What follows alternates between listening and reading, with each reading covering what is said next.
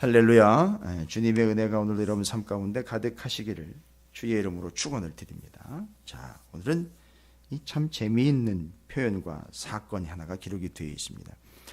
그 어둡고 캄캄하고, 물론 오늘 본문이 시작되면서 날이 새어가매라고 나와 있습니다. 날이 새어가매, 이제 빛이 비추어지고 있다라는 얘기죠. 이 열 나흘 만의 일입니다. 배가 흔들리고 이제 깜깜하고 어두웠던 그 시간들이 지나고 있고, 그들이 그렇게 세기를 고대했던, 그렇게 기도했던 바대로 날이 새고 있습니다. 무슨 얘기? 빛이 비추어지고 있다는 얘기입니다. 근데 바로 중요한 요 포인트, 빛이 비추어지고 있는 거예요. 이게 누가는 오늘 이제 저녁에도 27장 끝절까지 정리를 해서 이 하나님의 사람들이 276명이 어떻게 구원받았고, 구원받는 그 과정에서 배가 파손이 되고 열나흘의 어두움을 지나고, 그 다음에 배 위에서 지금 이게 떡을 만들어 먹었는지 있던 걸 먹었는지, 근데 있던 거 먹는 것 같지가 않습니다. 어쨌든 이 떡을 좀 만들어 먹는 것 같은 그런 분위기인데, 바울이 지금까지 열나흘 동안 아무것도 먹지 못한 채로 그냥 어둠 속에서 헤매었던 이 사람들을 다시 또 붙잡아 앉혀놓고 모아서 음식 먹기를 권했다라는 게, 그래서 떡을 떼어 축사를 했다라는 이 표현들이요. 지금 누가는 멜리데 섬에 이 276명이 다 당도하여 이 목숨을 구원을 얻고, 멜리데 섬에서는 28장 이후로 또 그들에게도 병들었던 그들을 치유하면서 또 그들이 구원을 얻는 이야기들이 계속 연속선상에서 진행되고 있습니다. 그럼 멜리데 섬에 도착하기 전까지 배 안에 있었던 사람들의 이 구원의 여정들을 쭉 살펴보시면, 이 과정은 물론 사실을 기술한 거지만, 누가라는 사람은 이 복음서 누가복음과 함께 여기 사도행전을 기록한 누가라는 사람은 바로 요 배 파선, 배 안에서의 과정들, 섬에 닿기까지의 과정들을 면밀히 기록을 하면서 의도한 바가 있습니다. 복음서를 이미 기록한 누가는 바로 이 배를 통해서, 배에서 구원을 얻어 멜리데 섬으로 도착하게 되는 이 276명의 구원받는 과정들을 통해 바로 예수 그리스도께서 우리의 구원자 되시는 그 놀라운 과정들을 하나씩 하나씩 마치 너무 깨어 맞추듯, 너무 이가 잘 맞듯이 맞아떨어지는 현상들로 연결을 하고 있습니다. 잠깐만 결론적으로 이야기 드리면, 배 위에서 지금 열나흘 동안 아무것도 먹지 못했던 사람들에게 떡을 만들어서 떼어주며 축사하는 모습은 흡사, 반드시 그들이 이미 경험했던 바 예수 그리스도를 통한 마지막 만찬 때, 6월절 만찬이 성만찬으로 바뀌어서 예수 그리스도와의 성만찬을 통해 내가 생명이야, 나 잊지 마라고, 내가 구원이야 라고 주님의 살과 피를 나누어 먹었다. 물론 지금 여기는 피에 해당하는 포도주는 없었으나 그 떡을 떼어 축사하며 나누어 주고 먹으라, 이게 구원받는데 여러분에게 도움이 된다라고 이런 얘기까지 해요. 먹고 기분 차려라 이런 얘기가 아니라 이게 구원 얻는데 도움이 된다라고 여기 나와 있습니다. 먹기를 권하여 이르 너희가 기다리고 기다리며 먹지 못하고 주인즉 오늘까지 열나흘인즉 음식 먹기를 권하노니 이것이 너희의 구원을 위하는 것이요라고 나와 있습니다. 떡 하나 이렇게 나눠주면서 이게 구원과 직결되어 있다라고 이야기하려고 하는 것은 이 말하려고 하는 바가 바로 그 의미와 닿아 있다는 거죠. 그리고 모양새를 떡을 가져다가 모든 사람 앞에서 하나님께 축사하고 떼어 먹기를 시작했다. 주님이 하신 행동과 아주 똑같고 흡사한 행동을 하고 있습니다. 그러니까 이게 이 주님의 성만찬을 떠올리게 합니다. 아는 사람은 기억이 나요. 그런데 그 성만찬의 의미가 뭐냐면 나를 기념하라고 기억하라는 얘기거든요. 기억이 납니다. 마치 배 위에서 누군가를 기념하고 있는 것 같아요. 이건 아주 의도적인 묘사입니다. 그리고 그 뒤로 보면 배가 파손이 되어 배 위에서 다 물속으로 빠져들어 물 통과해서 널판지며 배에 있던 물건들이며, 이제 그 물건의 의미를 제가 이제 저녁에 또 설명을 드리겠습니다만, 그 멀지 않은 이 거리를 남겨둔 멜리드 섬까지 어찌 되었든 배가 파손이 되고 헤엄을 쳐서 물로 들어갔다가 나와서 구원을 얻어야 되는 이런 개념들입니다. 그러니까 누가는 또 우리는 성경을 알고 있는 유대인들은 이 과정을 통해서 아이고 그거 제대로 먹지도 못했다가 그 떡 하나 나눠 먹고는 물에 빠져가지고 흠뻑 젖어가지고 추운데 날이 추울 거 아닙니까? 겨울을 나야 되는 그런 상황이니까 아이고 얼마나 춥고 옷도 젖고 얼마나 비참하겠어요. 이렇게 안쓰러운 모습으로 볼 게 아니라 이 모습은 성경의 여러 장면들을 떠올리게 한다는 겁니다. 그래서 앞에서는 떡을 나누어 축사하여 나누어줘 이것이 구원을 위한 여러분에게 도움이 되는 바 이거 먹고 기억하십시오. 이거 먹고 기억해야 할 바가 있습니다. 여러분 뭘 기억하라는 걸까요? 지난 열나흘 동안의 일정을 기억하라는 겁니다. 그리고 떡을 떼어 나누어 먹음을 통해서 절대 잊어서는 안 되는 건 내가 어떻게 해서 살았나? 이게 내가 살아난 이유는 뭘까? 이 사람들이 살아있는 동안에는 이걸 잊지 말라는 거죠. 그러니까 잊지 않기 위해 또 기억을 해야 된다는 거죠. 이걸 지금 아예 각인을 시켜주고 있습니다. 그리고 물에 빠졌다가 바로 멜리데 섬 육지로 올라오면서 야 이제 내가 새롭게 살아난 것이로구나 거듭났구나 다시 살았구나 세례를 의미하는 거기도 하겠고요. 생각해보자면 이 세례를 의미한다라고 구약 성경에 남아있는 홍해바다를 건넌 사건으로도 볼 수 있고요. 세례 요한의 세례를 받게 하는 그 놀라운 의미도 여러분 이해하실 수 있을 거예요. 요단강 건너는 것 홍해바다 건너는 것 다 물을 통과하는 겁니다. 그 물을 통과했다는 이야기는 이전과 이후가 달라진 것 의미하고 물에서 건져짐을 받게 된 구원을 의미하는 거고 이건 또 모세의 이야기를 또 떠올리게 하는 것이고 물 위에 떠올랐던 노아의 방주를 또 떠올리게 하는 것일 것이고 야 이게 바로 그 물을 통과하여 새롭게 되고 구원을 얻게 된 세례라는 것의 의미를 떠올리게 하는 거예요. 그래서 그 앞에 거는 성만찬과 뒤에 거는 세례라는 것을 떠올려요. 지금 교회의 역사에 있어서 가장 중요한 두 가지 성례전이라고 이야기할 수 있는 성만찬과 세례에 대한 이야기를 해주고 있는 거예요. 이건 누가가 의도하고 기록을 한 거예요. 그러니까 성경을 재해석을 해서 일어났던 사건의 의미들을 완투 전방 후방으로 정리를 하면서 그게 엇갈리는 게 아니라 시간 순서대로 일어났으나 의미는 바로 예수 그리스도와 함께 예수 그리스도께서 직접 하셨던 그 두 가지 성만찬과 세례라는 사건을 통해서 이들이 구원받은 자가 되었다. 요나서 이야기를 이미 말씀드렸습니다. 요나가 배에서 뛰어내리자마자 바다가 잠잠해지는 것을 배 안에 있는 사람들이 보고 완벽하게 깨달았습니다. 야, 이 시스템이로구나. 뭔 시스템입니까? 죄인들을 위하여 제물이 희생되어 죽어갈 때에 자신들의 죄가 용서함을 받고 그들의 인생에 잃었던 풍파들이 잠잠하게 되는 이게 물론 1년에 한 번씩 꼬박꼬박 해야 되고 죄를 지을 때마다 풍랑이 일 때마다 해야 되는 상황이긴 하지만 바로 이 요나가 타고 갔던 배에 타고 있었던 사람들이 그 모습을 보면서 무엇을 서원했다라고 분명히 나와 있었던 그 요나서 1장의 본문에 야 이게 바로 하나님을 섬기는 방식이었구나.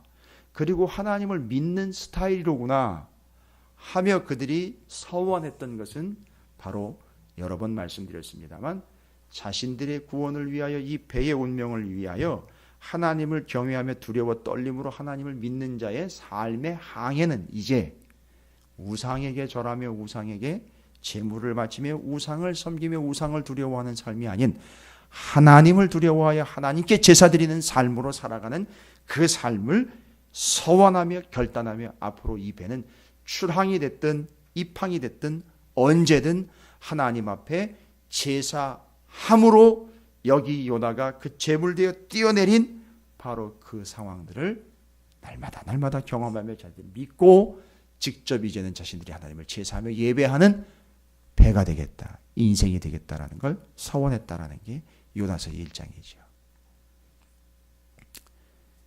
예전에는 잘 몰랐으나 요나서 1장, 사도행전 27장의 내용들을 쭉 정리를 하면서 참 저는 그 배의 향방을 좀 그냥 부질없는 일이지만 어디서 어디로 얼마나 오랫동안 항해했을까라는 그냥 제 개인적인 그런 궁금증을 좀 가져봤어요. 그 배가 어떻게 항해를 했을까, 나중에 그 이후로 어디에서 어디로 항해를 했을까. 뭐 정해진 항로였겠으나 니느웨로는 요나를 보내고 다시스로는 그 배를 보냈을 것 같아요. 그게 다시스로 가는 배였습니다. 요나는 다시스로 가면 안 됐어요. 그러나 하나님은요, 니느웨만 생각했을까요? 아니요. 다시스도 생각을 했습니다. 그러나 요나, 너는 다시스로 가는 게 아니야. 너는 니느웨로 가고 내가 이 배를 다시스로 보내마. 그럼 그 배가 다시스에 도착해서 뭐를 했을까요? 맞습니다. 거기서 배가 바다 한가운데에서 무엇을 겪었고 이 다시스로 오기까지 무슨 일이 있었는지, 요나가 가서 직접 전하지 아니해도 그 배가 다시스에 닿는 순간 다시스라는 동네에 거기에도 복음이 들어가는 거죠. 너무 억지춘향, 억지로 무리하게 끼워 맞추는 게 아니에요. 하나님의 역사는 조금만 우리가 인정하고 조금만 기억하면 더 깊게 깨달을 수 있는, 이건 성경을 깨닫는 의미를 넘습니다.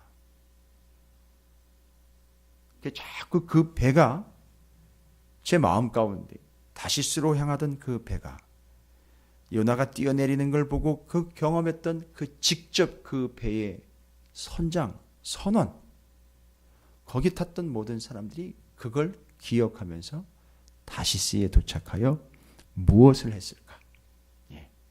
이전과는 같지 않았을 거라는 것이죠. 거기 바다 한가운데서 있었던 그 일을 생명으로 전하는 자의 전달자가 되었을 것이다. 그리고 배가 가는 항로마다 그 복음을 기억하며 그 하나님을 어떻게 섬겨야 되는지에 대한 것들을 잊지 않고 지속적으로 진행해 갔다라고 볼 수 있겠죠. 자, 그렇다면요, 오늘 이 배요, 바울이 타고 있던 이 배가 멜리드 섬에 도착하기 직전에 바울이 지금 정말 정신이 없는 이들에게 이제 타이밍상 어떻게 연결하죠? 날이 새어가매라는 겁니다. 날이 새어가매. 날이 새어가매라는 말은 그들이 그렇게 고대하며 기도했던, 간구했던, 빛을 비추어 주기를 간구했던 바로 그 기도의 응답으로 날이 새어가고 있다라고 말하자면 이제 뭐가 비추어지기 시작하는 거지? 빛이 비추어지기 시작합니다. 이 빛이 누군 줄 아느냐? 이 빛이 무언 줄 아느냐? 이 빛은 너희에게 있어 평생의 생명의 예수 그리스도다라는 걸 깨우쳐주고 주기하게 각인시켜주며 확인시켜주고 새겨주기 위하여 바로 빛이 비추는 그 순간 생명의 떡을 나누어 먹으며 예수는 빛이고 예수는 생명이다, 영원히 잊지 말라는 걸 이 배에 있는 276명을 각인을 시켜주고 있는 겁니다. 절대 잊지 마라.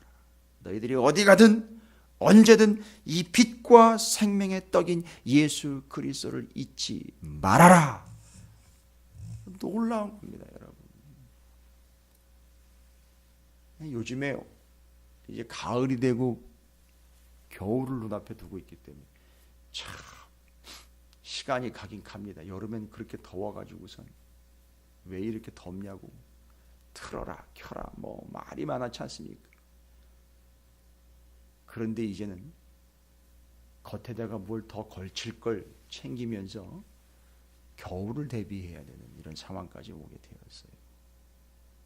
근데 지금 이 본문 말씀이 우리에게 일러주고 있는 그 놀라운 은혜, 와.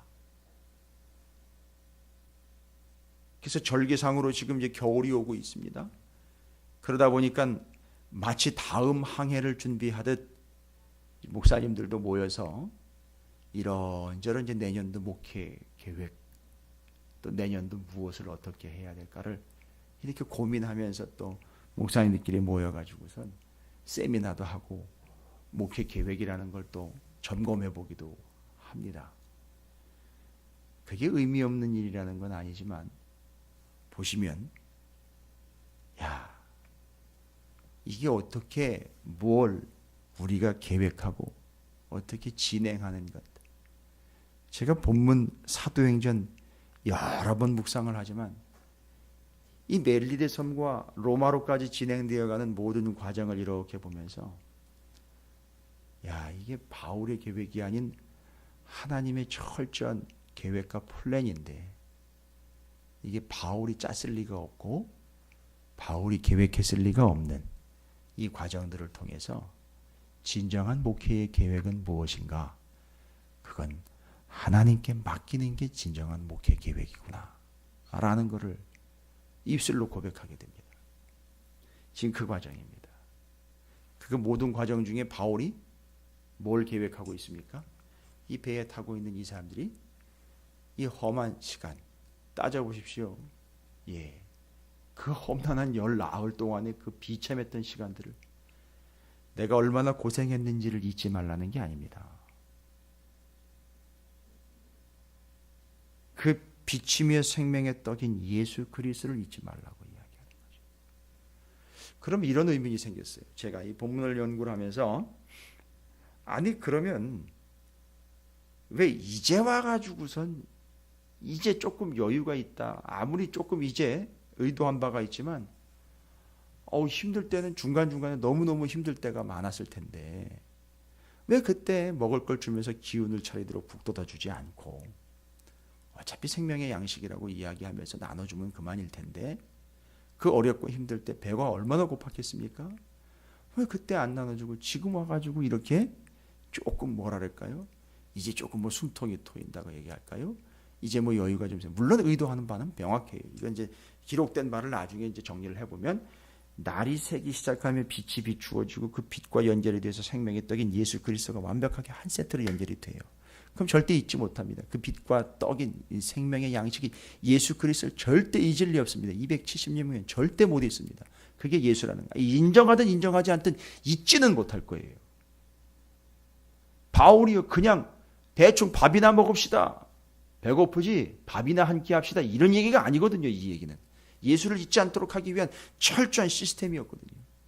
그럼 왜 그 전에 양식으로 좀 먹이고 그 안에 그렇게 밀이 많았음에도 불구하고 이거 다 먹고 다 버려야 돼요. 이거 이렇게 해 먹고는 다 버려야 된다 그랬어요. 지금.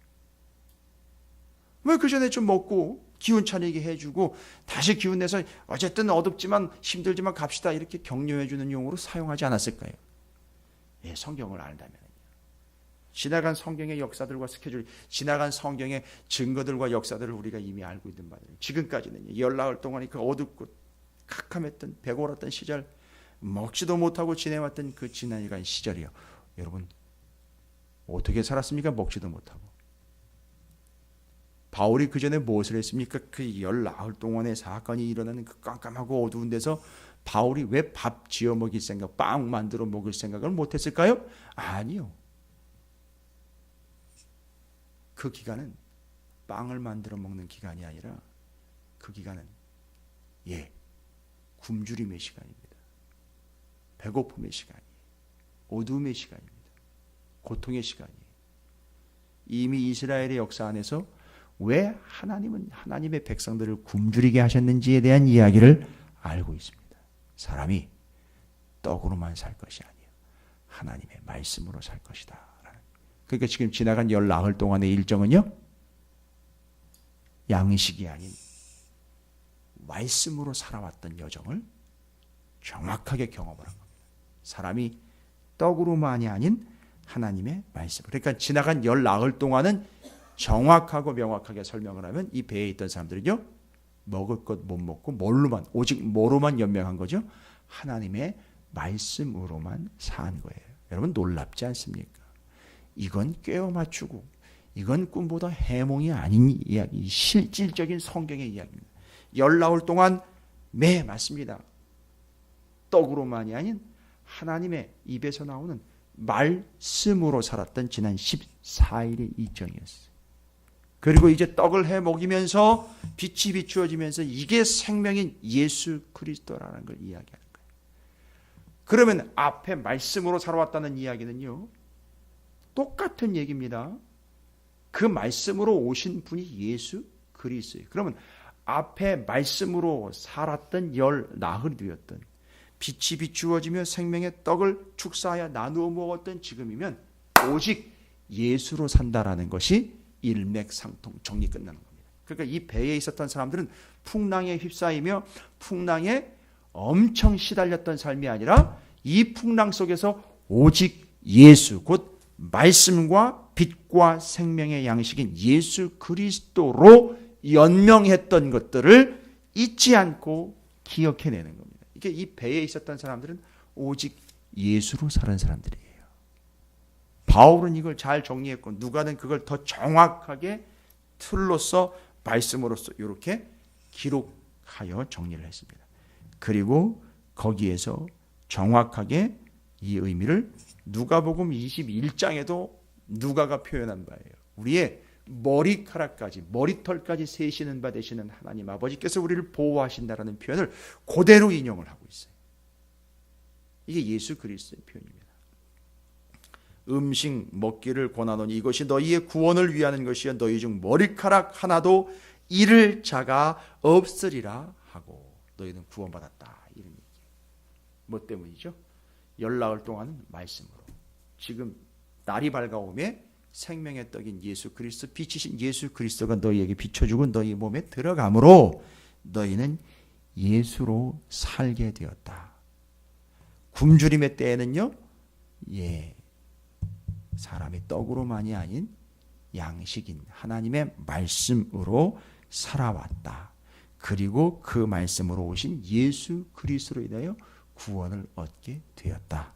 그래서 이 배에 276명 모두는 다 이 귀한 떡 떼어 먹기를 통해서 뭘 기억하는 것이죠?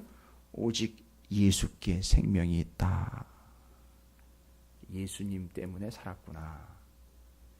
저 바울이 전하는 바 그 생명의 예수 그리스도 때문에 우리가 살게 되었구나라는 걸 평생 잊지 않도록 하고 있다라는 것을 우리가 알 수 있습니다.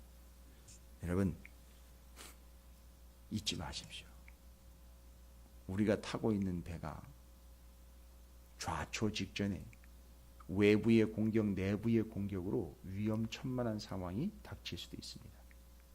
가다 보니까 먹을 것도 제대로 못 먹고 남들처럼 여유 있게 쓰거나 누리지도 못할 때가 있어요. 잊지 마세요. 잘 적용하십시오. 사람이 떡으로만 살 것 아니요 라는 것을 정확하게 경험하게 하기 위한 하나님의 계획이고요. 때로 우리에게 빛이 비추어지며 그 먹을거리들이 우리에게 주어진다 할 때 교만하지 마십시오. 절대 생명의 양식인 빛 대신 예수 그리스도를 잊지 말라고 주시는 거예요. 줄일 때가 있던 먹을 때가 있던 오직 예수가 생명이다라는 사실을 잊지 말라는 겁니다. 그 오늘 본문을 쭉 정리를 하시면 다 이해하시는 바겠지만 다 사는 이야기예요. 생명을 살리는 이야기들이 계속 기록이 되어 있어요. 야, 니들만 혼자 살 거야? 니들이 나가면 여기 있는 사람들은 다 죽을 텐데 거룻줄을 끊어버리는 이야기가 앞에 31절에 있었죠. 야, 니들 혼자만 살겠다고 나가는 건 아니야. 같이 살아야지. 구원받아야지. 생명을 같이 나눠야지 라고 살리는 이야기.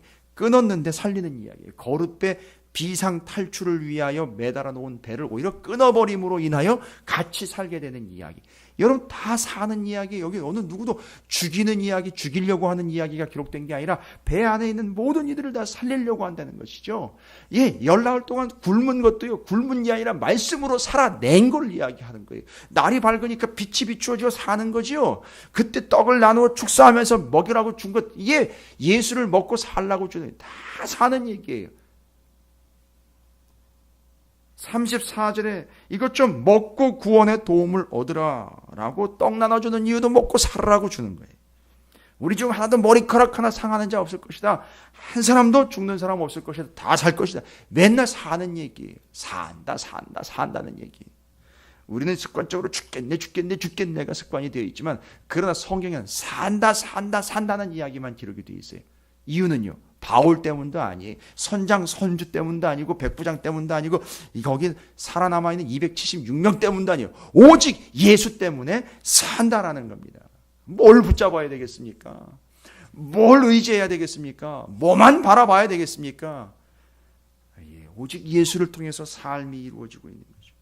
심지어 43절 뒷부분으로 가면 백부장이 바울을 살리려고까지 이야기를 해요. 이제 뭡니까? 뭘 살리려고 합니까? 이걸 깨달은 사람이요, 메시지를 살리려고 그래요. 말씀을 살리려고 합니다. 그 말씀 때문에 살았으니까 말씀의 전달자인 메신저인 바울을 살리려고 그래요. 누군가 예수를 죽이려고 하는 로마의 군인들처럼 누군가 바울 죽이지요, 이제 도망가기 전에. 이렇게 제안하니까 느닷없이 뜬금없는 제안을 해버려요. 그때 백부장이 나서서 아니다, 말려버립니다. 왜요? 우리가 왜 살았는지를 아는 거거든요. 그 바울을 통한 예수 그리스도의 생명과 메시지, 말씀 때문에 살았다는 걸 알기 때문에 바울을 죽이는 것을 거부를 합니다. 그리고 바울을 감싸냅니다. 뒤에 44절은 결국 모두 다 상륙하여 구조되었다 라고 기록을 하고 있습니다. 이 항해사의 길이 남을 역사입니다. 제가 요즘에 이제 그 역사 중에 한 토막 그냥 연구하고 있는 게 아니고 이거 지나가다가 이렇게 얼핏 보게 된 정보, 덩케르크라는 2차 세계대전에 연합군을 구출해내던 영국의 처칠 수상과 연합군들이 고립되어 독일군들한테 다 죽게 되었을 때 그 어마어마한 연합군들을 구출해내는 덩케르크라는 역사적인 사실이 있습니다. 그건 해안선에다가 배를 갖다 대고 구조를 해내 어마어마한 연합군들을 구조를 해냈습니다. 2차 대전 당시에. 그런 역사적인 구조 이야기가 아니에요. 이거는 276명 전부가 다, 물론 그 덩케르크에 소개가 되고 있는 그 역사적인 이야기, 몇 수십만 명의 군인들이, 엄청나게 많은 군인들이 구원을 얻게 된 것에 대한 역사적인 기록이에요. 대단한 기록이라고 합니다. 그래서 그걸 책으로도 영화로도 만들어냈는데, 여러분 여기 276명은 한 사람도 상하지 않고 전부 다 구원받았다라는 이야기하는 거예요. 여러분 뭡니까? 상륙작전과 무엇인가 전술을 통해서 구원을 해내는 게 아니라 오직 예수가 다 구원해냈다라는 사실 잊지 말라는 거죠. 바로 그 예수가 정답입니다. 이 사실을 잊지 마시고 여러분의 인생에, 여러분의 항해 중에도 여러분이 붙잡아야 되고 우리가 붙잡아야 될 것은 오직 예수입니다. 예수가 살리셨고 예수 때문에 살았고 예수 덕분에 살았고 예수를 위하여 살게 되었습니다. 잊지 마시고 이제 그 삶을 우리가 어떻게 살아가야 할지에 대한 살아남은 자의 삶의 어떤 삶의 지침이 뒤에 또 제공이 되고 있습니다. 그것은 저녁 때 나누면서 기도의 제목으로 삼도록 하겠습니다. 잊지 마십시오. 예수 때문입니다. 오직 예수, 말씀으로, 빛으로, 생명의 떡으로 우리에게 오신 예수 그리스도로 인하여 276명이 살았다는 사실 잊지 마시고 우리가 오직 예수로 사는 찾으시는 교회와 여러분 되시기를 주님의 이름으로 축원을 드립니다. 오늘 한 날 동안 외쳐보십시오. 오직 예수, 오직 예수. 주의 이름을 크게 한번 부르시고 오직 예수로 사는 삶 되기를 소망합니다. 통성으로 함께 기도합니다. 기도하겠습니다.